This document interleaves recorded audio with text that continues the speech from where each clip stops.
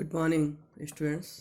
हम लोग last time पर राजा राम मोहन रॉय के राजनीतिक विचारों को देख रहे थे। आज हम लोग राजा राम मोहन रॉय के धार्मिक विचारों को देखने जा रहे हैं। राजा राम मोहन रॉय विभिन्न धर्मों के ज्ञाता थे और इसका प्रभाव हमें उनके विचारों पर भी देखने को मिलता है। और इस प्रभाव की विशेषता ये थी कि उन्होंने सभी धर्मों के सद्गुणों को तो स्वीकार किया, लेकिन उसमें जो विद्यमान काल्पनिक कथाएं थीं, अंधविश्वास विद्यमान थे, रहस्यमयी या दैवीय चमत्कार, कर्मकांड या पाखंड जो विद्यमान थे, उन सब का उन्होंने परित्याग कर दिया। रॉय ने हिंदू धर्म की नैतिकता, मानवता और स्त्री पुरुष की समानता के मूल्यों को तो स्वीकार किया, परंतु उसमें विद्यमान बहुदेववाद, अवतारवाद और मूर्ति पूजा को अस्वीकार कर दिया। उपनिषदों के अद्वैतवाद पर जोर देते हुए उन्होंने आत्मा और परमात्मा को एक माना। इसी प्रकार से ईसाई धर्म के नैतिक एवं मानवतावादी सिद्धांत जो ये कहता है कि पड़ोसी से प्रेम करके पृथ्वी पर स्वर्ग की स्थापना करो, उसको स्वीकार किया। लेकिन जो ट्रिनिटी का कंसेप्ट था, जो त्रिमूर्ति का कंसेप्ट था, परमात्मा, पुत्र और होली घोस्ट के सिद्धांत को बहुदेववादी कह करके राजा राम मोहन रॉय के द्वारा अस्वीकार कर दिया गया। इसी तरह रॉय ने महात्मा बुद्ध के बंधुत्व के उपदेश को तो स्वीकार किया, लेकिन बौद्ध लामाओं के पाखंड को मानने से इनकार कर दिया। रॉय ने पैगंबर मोहम्मद के तौहीद की, एक ईश्वर की उपासना के संदेश को स्वीकार किया। तो इस रूप में राजा राम मोहन रॉय के द्वारा प्रत्येक धर्म के तुलनात्मक अध्ययन के द्वारा जो धर्म के सार्वभौमिक मूल्य थे, उनको उन्होंने स्वीकार किया।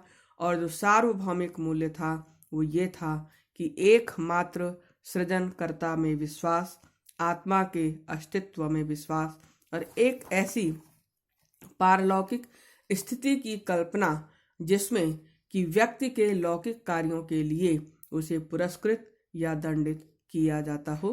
अब हम लोग लेंगे कि जिस समय राजा राम मोहन रॉय के द्वारा जो धार्मिक विचार रखे गए थे, उस समय तत्कालीन भारत में किस प्रकार की धार्मिक अवस्था विद्यमान थी। तो इसमें हम लोग ये पाते हैं कि हिंदू धर्म के नाम पर समाज में ढेरों मिथ्या अवधारणाएं और कुरीतियां प्रचलित थीं। प्राचीन संस्कृति और मानव मूल्यों का विलोपन देखने को मिलता है। प्राचीन भारतीय मूल्यों का स्थान आकारवाद ने ले लिया था। समाज में तपस्वीवाद और कर्मकांड का बोलबाला था। धर्म का व्यापारीकरण हो चुका था, वाणिज्यीकरण हो चुका था और लोगों की निरक्षरता, अज्ञानता और अंधविश्वास का पूरा लाभ उठाया जा रहा था। पारलौकिक सुखों के झूठे आश्वासनों के नाम पर बेबुनियाद कर्मकांडों और मूर्ति पूजा के द्वारा लोगों का शोषण किया जा रहा था। मूर्ति पूजा ने समाज को छोटे छोटे संप्रदायों में, गुटों में बांट रखा था। धर्मांधता, असहिष्णुता और सांप्रदायिक प्रतिस्पर्धा सामाजिक ढांचे को चरमरा रही थी। इन सब बुराइयों को दूर करने के लिए राजा राम मोहन रॉय के द्वारा ब्रह्म समाज की स्थापना की गई। राजा राम मोहन रॉय के धार्मिक विचारों में हमें जो सबसे पहली खासियत देखने को मिलती है वो ये है कि उनके द्वारा एकेश्वरवाद का प्रतिपादन किया गया और बहुदेववाद का विरोध किया गया, जिसको इस रूप में भी कहा जा सकता है कि राजा राम मोहन रॉय का ये मानना था कि सभी धर्मों के मूल सिद्धांत में हमें एकता देखने को मिलती है और यही एकता एकेश्वरवाद है जो उपनिषद के अद्वैतवाद और कुरान के तौहीदवाद पर आधारित है। रॉय के अनुसार ईश्वर एक है, अद्वैत है, वो निराकार, शाश्वत, अज्ञेय है। वह सृष्टि का रचयिता है, सृष्टि का संरक्षक है, समस्त विश्व का कल्याण करता है। दूसरी जो खासियत हमें देखने को मिलती है या दूसरा जो उनका मूल धार्मिक विचार है वह है मूर्ति पूजा का विरोध। राजा राम मोहन रॉय के द्वारा मूर्ति पूजा का विरोध किया गया और उनका ये मानना था कि इस मूर्ति पूजा ने समाज में असंख्य विभाजन उपविभाजन उत्पन्न करके हिंदू समाज की एकता और जड़ों पर कुठाराघात किया है और इसीलिए उन्होंने इस तर्क का प्रतिपादन किया कि मूर्ति पूजा हिंदू धर्म का कोई मौलिक अंग नहीं है। वेदों उपनिषदों गीता आदि हिंदू शास्त्रों में इसे कहीं भी स्थान नहीं दिया गया, बल्कि इसका प्रचलन हमें बाद में जाकर के देखने को मिलता है। मूर्ति पूजा के विरोध का जो मुख्य आधार था वो ये था कि ये बुद्धि विवेक आदि की कसौटी पर खरी नहीं उतरती, बल्कि मूर्तियों को कपड़े पहनाना भोजन खिलाना इत्यादि को वो मिथ्याचार कहा करते थे और इसी आधार पर उन्होंने बलि प्रथा को अनैतिक माना, मानवता विरोधी और घृणित माना और ये प्रतिपादित किया कि बलि प्रथा के पक्ष में ना तो कोई धार्मिक आधार था और न ही उसका कोई तार्किक औचित्य हमें देखने को मिलता है। तीसरा जो हम लेंगे वो ये है कि राजा राम मोहन रॉय के द्वारा जो निरर्थक परंपराएं थी और जो विभिन्न प्रकार के आडंबर धर्म में घुस गए थे उनका विरोध किया गया। क्योंकि राजा राम मोहन रॉय धार्मिक मान्यताओं को उनके प्रचलित स्वरूप में नहीं बल्कि उनके तार्किक परीक्षण के पश्चात और उनके व्यावहारिक औचित्य के आधार पर स्वीकार करने के पक्ष में थे। इसीलिए उनके द्वारा परंपराओं एवं आडंबरपूर्ण समारोहों का विरोध किया गया।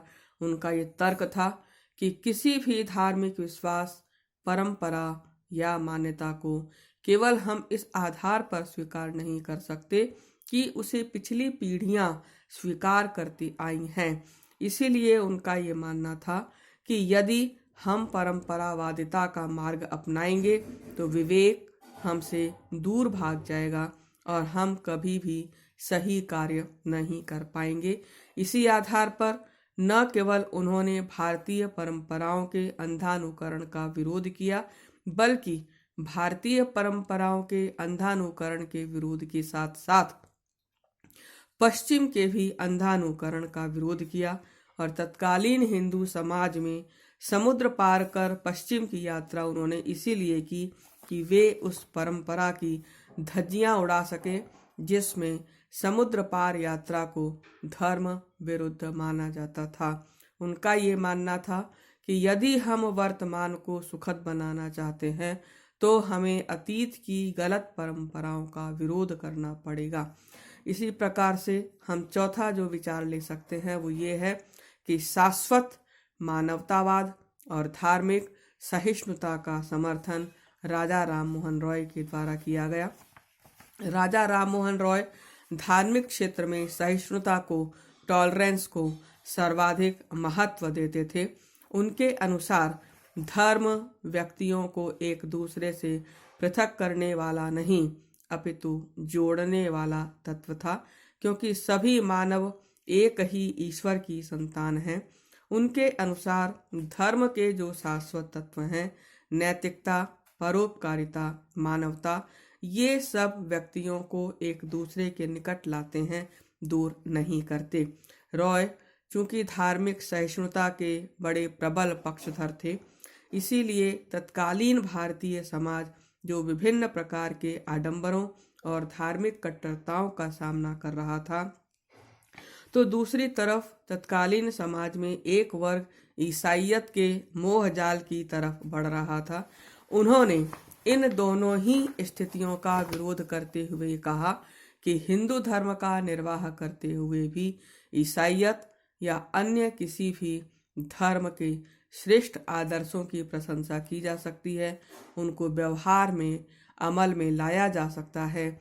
ऐसी स्थिति में धर्म परिवर्तन केवल धार्मिक कट्टरता का ही प्रतीक माना जाएगा। नेक्स्ट हम लोग लेंगे राजा राम मोहन रॉय के सामाजिक विचार और उनके विचारों का मूल्यांकन। Thank you.